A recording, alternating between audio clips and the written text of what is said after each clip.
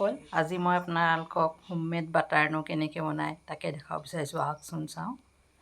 প্ৰথমতে আপোনালোকে গাখীৰৰ সৰখিনি গোটাই থ'ব কেইবাদিনৰ পৰা।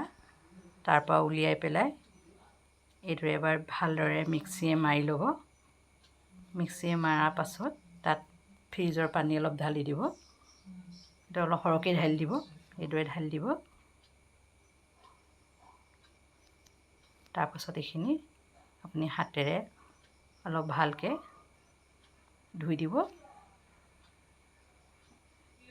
তেতিয়া কি হ'ব, আপুনি হাতেৰে ধুই পেলাই এনেকৈ দিলে মানে আপোনাৰ ঘিউটো বেলেগ হৈ যাব, পানীখিনি বেলেগ হৈ যাব। এইখিনি মানে ধুনীয়াকৈ হাৰ্ড হৈ যাব ঠাণ্ডা পাই পেলাই ফ্ৰিজৰ পানীটো দিয়া হ'ব যে।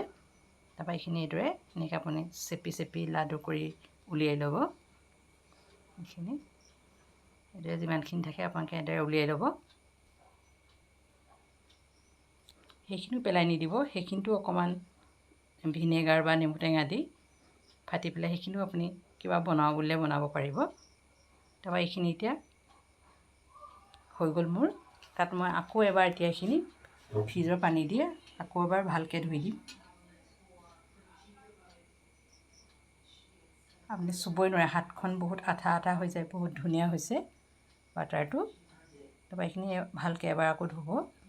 ধোৱাৰ পাছত আপোনাৰ এইখিনি হৈ গ'ল। এতিয়া এইখিনি ভালকৈ টুকি এটা কণ্টেইনাৰত ভৰাই থ'ব। দেখিছে কালাৰটো বহুত ধুনীয়া হয়। এইদৰে টুকি ল'ব পানীখিনিৰ পৰা। এইখিনি পানী দৰকাৰ নাই আৰু এইখিনি পেলাই দিব।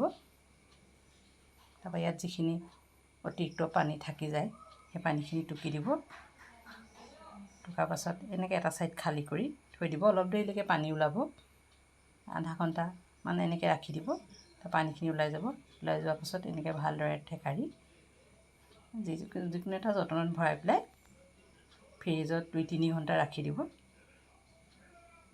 তাৰপৰা ধুনীয়া আপোনাৰ এয়া বাটাৰ ৰেডি হৈ গ'ল। বহুত ধুনীয়া হয়, ফ্ৰেছ বাটাৰ, তাত একো অকণমানো মিহল নাই, কিন্তু চেণ্টটো অলপ কম হয়।